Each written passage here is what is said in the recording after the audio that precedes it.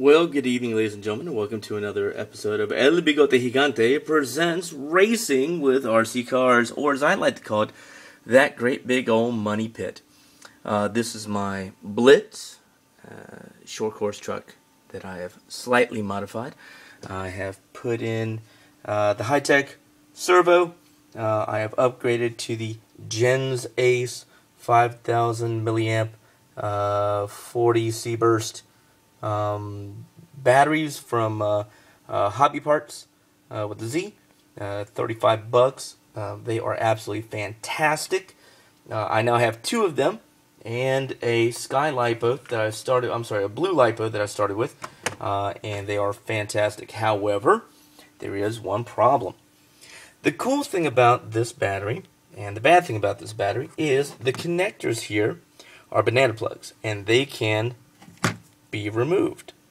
I'm not sure why they did this, but it's neat that they did it. However, in my exuberance the other day, with the excitement I was going to go with a buddy of mine, we were going to race our trucks, I swapped out batteries and put the cables in backwards like a complete moron.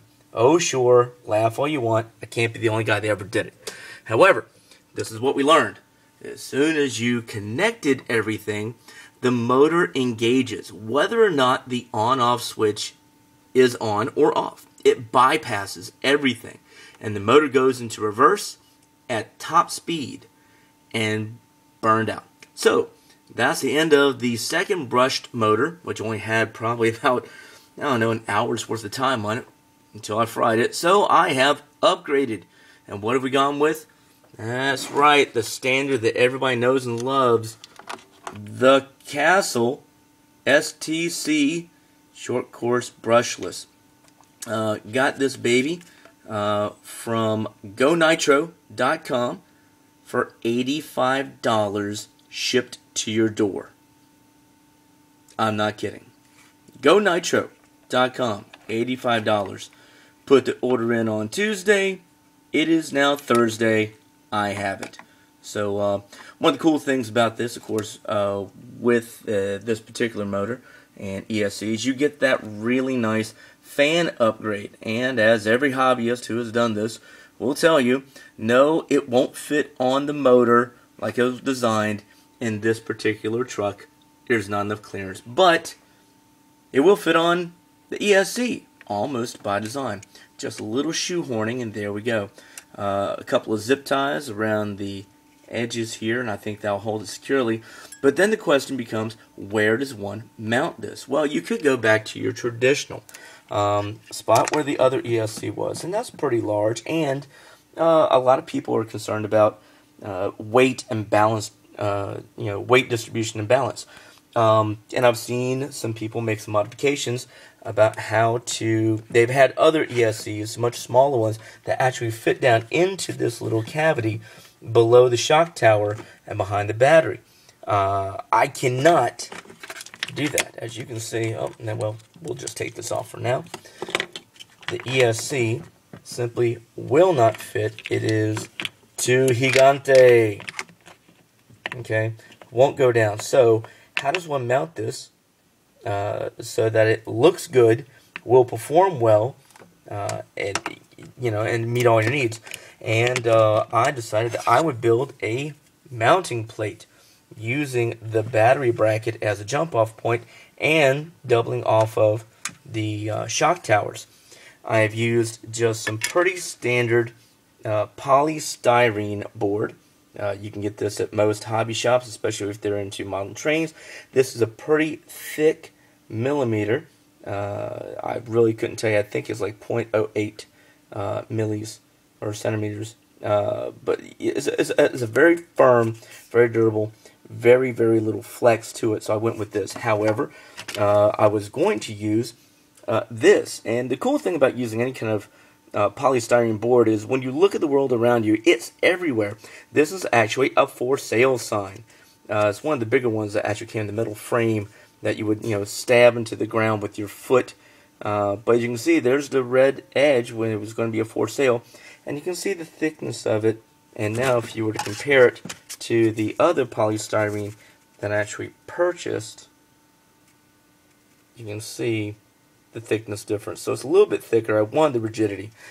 So just looking at that and looking at the design here, I wanted to use the brace here as where I would actually glue it, and probably also use double-sided tape. But I'm definitely going to use a really good contact cement, a really good super glue with an accelerator to form a solid bond there. I'm thinking by doubling up in the center channel here with a little bit of double-sided tape, it would give me some shock absorption, a little bit of flex to it if the sides here broke off, and I'd still be able to retain it.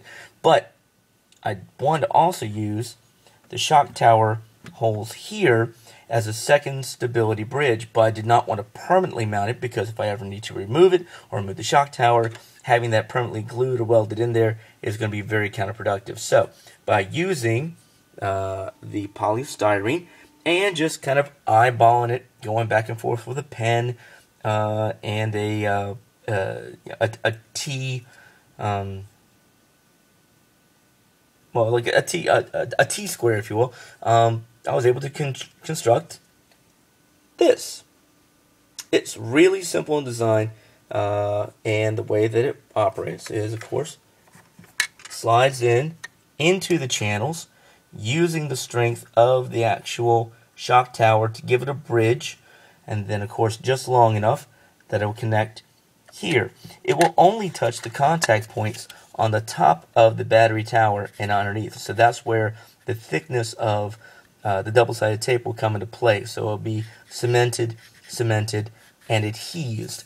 And this should form a fairly permanent bond here. So if I ever do need to remove anything, I simply unscrew my bracket. This comes out with the ESC. Where did I put it? Oh, here we go. I can give you a scale, and that's how it should mount. Of course, the fan housing shroud should go over top. There's plenty of clearance. Need to tighten up all the wires. Boy, it looks like a freaking octopus, doesn't it? But that will also be double-sided tape down here. Of course, I'll have the zip ties holding the fan shroud on there. So I think that'll work pretty well. And when I need to remove it, so we unscrew, this whole bracket with the ESC should slide out and just come forward. So it's a semi-permanent mount, centralizes the weight, and I think looks pretty doggone snazzy. I want to throw a coat of paint on it and wrap it up, and I'll shoot another video tomorrow. We'll take a look and see how it looks for reals, though. Hopefully I'll be able to run this truck for more than 30 minutes without something new breaking. You know, that's the hobby, man. It's a tough truck, but I'm just been having a bit of bad luck. So, if you like the video, give it a thumbs up, subscribe if you like it. This is El Bigote Gigante saying, keep your wheels in the ground and your foot in the gas.